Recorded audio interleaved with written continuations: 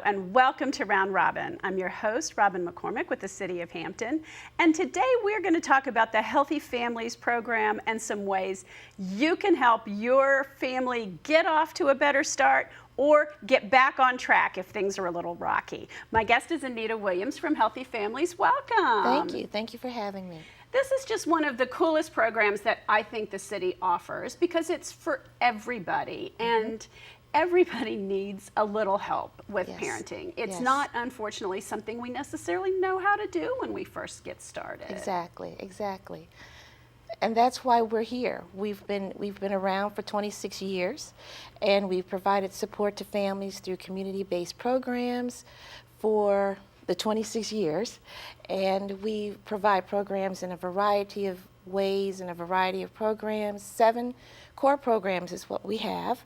We provide programs for parents of young children, school age programs where students can leave their classrooms after school and go right into an aftercare program with enrichment.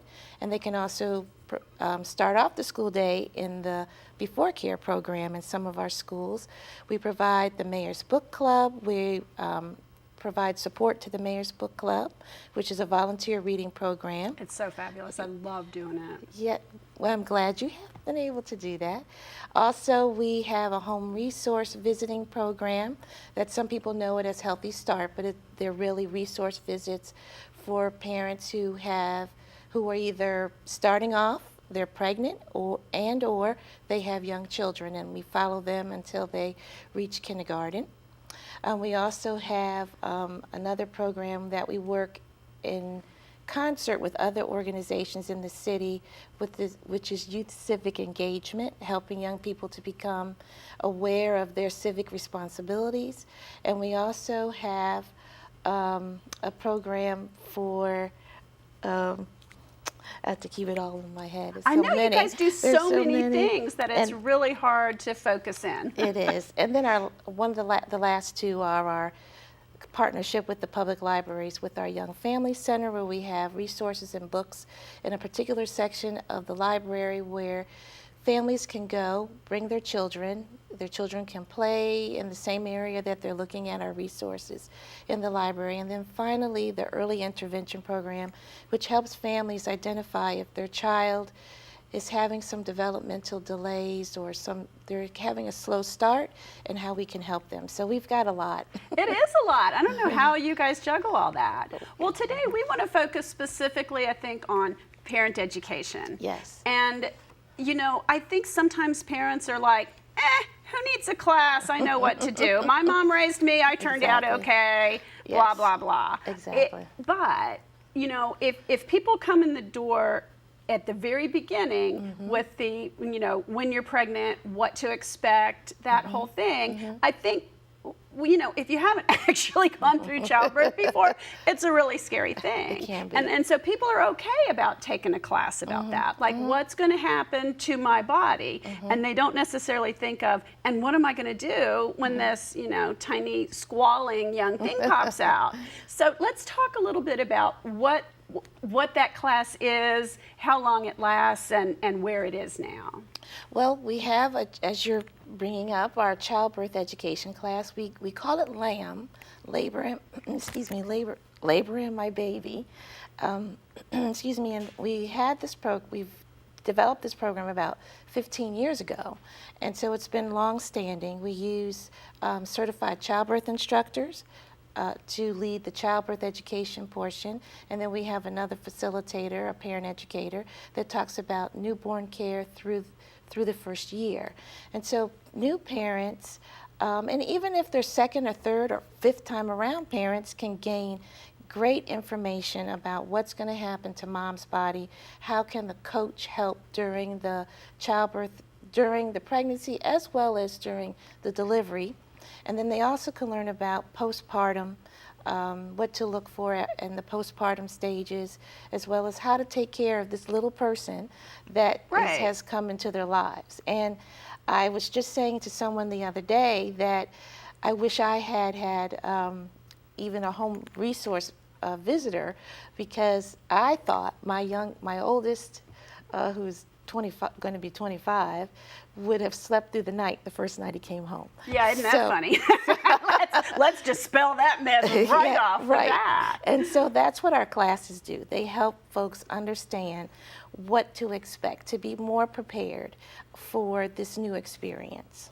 And I think, you know, I took a similar class. It wasn't through Healthy Families, but it really helped me because I was nervous. I mean, I was scared. And a lot of people are, you know, maybe think there's something wrong with them if they have to take a class. I don't think that's the case. I think anything that we can do to understand the physical things your body's going through, for starters, what's going to happen, be prepared. And some people are just like, okay, no, knock me out. Like, I don't need a childbirth class because I'm going to be, you know, I'm going to not be there. But you do. I mean, you still do, no matter what happens in that delivery room. There's a huge range of things that can happen. You can be too far gone and they can't even do the epidural. I mean, there's all kinds of things that could happen. And knowing and understanding that range and what your choices are, what your options are, is huge. And one of the things that people may not realize, especially new parents, that even though there's plenty of information on the internet, you can watch YouTube, but there's nothing like having someone you can talk to immediately while you're in a program, someone that's understanding and knowledgeable, has the right information. Well, that's what I was going to say. Knowledgeable is important because, you know, I remember when I was pregnant, everyone who had ever been pregnant before, and that's a whole lot of people, gave me advice. Exactly. and it didn't line up. Right. And so you're hearing all this conflicting stuff, and it's just overwhelming. Exactly. And even though I could reach out, it's sometimes easier to have that structured time set aside. I am, for these 2 hours a week, going to pay attention and focus, as opposed to when I'm, you know, when I have some downtime, I'm going to go look on the internet. Exactly. That doesn't really happen. Definitely. And our information can support some of the things that people are looking at on the internet, or what they're finding on the internet. It can support what they're learning in a class. But again, it's that personalization, it's that one-on-one, if you need that, with the instructors, or it's just being in a group setting where you learn, oh, I'm not the only one that had these thoughts, or my mother told me this, and obviously she made a mistake, but with all good intentions. So it's an opportunity to gain accurate information in a setting that's comfortable, where now we have Sentara Careplex has opened its maternity unit, has reopened it. Yay! And yay! We're very glad to have babies born in Hampton with the Hampton birth certificate. And so we are supporting Sentara in that effort by having our classes. They are held at Sentara. And there's also, Sentara provides a voucher to support the meal that the parent can get during their class during that evening. Ooh, so they go eat in the cafeteria? Yes, they that's get really to good eat. food. To be honest with you. Yeah, I always forget to go there. It's nice. Well, you know, so it also gets people comfortable with the hospital, because if everything goes well, you're probably going to have your baby in the hospital. There may be some people who choose home births or some things that happen by accident, but, you know, getting to know the place and feeling comfortable with it is part of that. Yes, it is. Yes, it is. Now, some people might think, okay, if I go to parenting class, they're going to tell me one way and they're going to tell me what to do. And I don't want someone to tell me what to do. What if, you know, blah, blah, blah. But it's not that kind of dictatorial, you're the teacher thing. No. What is it like? Well, our parenting classes are facilitated, and we stress that even with the folks that we hire, that you are facilitating discussion. You are guiding the discussion, and you're imparting information that hopefully parents and family members will be able to use in their life with their children. Our goal is to empower families to make good decisions for themselves, for their children, to be more informed as to child development, what's going on in those little brains. Why is my 2-year-old having a tantrum, and what do I do about it? To why does my teenager want to stay out all night and then sleep all day? And we talk about those child development milestones with parents and classes. And so we try to provide information, as I said, that's supportive. We don't tell people how to raise their children, but we do give them research and evidence-based information that it's not just off the cuff. We have, as I said, research-based and evidence-based curricula that we provide. And again, it's discussion. They're group discussions. And you get to find out that you're not alone in your parenting walk, as well as your other parents are able to give information and share and support other parents. We just facilitate that. Right. And the interesting thing is, it's not just, when I took my class, it was a hospital-based class, and they got you through, you're going home. Like, theirs was the health in the pregnancy, the healthy mom, healthy baby, and through the delivery. And then you're like, this child doesn't sleep, this child cries, what happens? Yours continues for that second 4-week period where you talk about some of those coming home issues. Yes, we do. Yes, Hugely we do. helpful. We do, yes, we do. We talk about that. We talk about, again, as I said earlier, about postpartum, which has become much more discussed today, so we do touch on that. We talk about what to expect with your newborn care, what to expect with their milestones, feeding.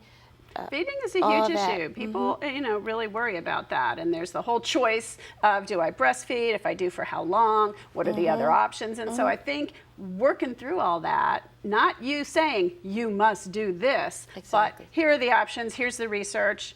Yes, and we're gonna support your choice. And we also connect our families to other resources. So Sentara does offer a breastfeeding class. So we would give that information to our families about, well, there's a breastfeeding class here. WIC also offers breastfeeding support. So we may not have all the answers, but we try to connect people to resources. I took a breastfeeding class, and those moms were my best friends for the next year. We continued to meet. We had a play group. We met outside. Maybe it was even 2 years. I can't remember how long. And I'm still in touch with some of them because it isn't just the teacher, it's the other people in the room. And they're going through similar things to what you're going through. Nobody's experience is exact, but you get this pool of people that you can talk to, and they may or may not be your best friends, but boy, that first year, to have people going through what you're going through, it helped me tremendously. Yes, and that's what we hope to foster. So it is this point when you're going through this major experience that I think people do sometimes take the class,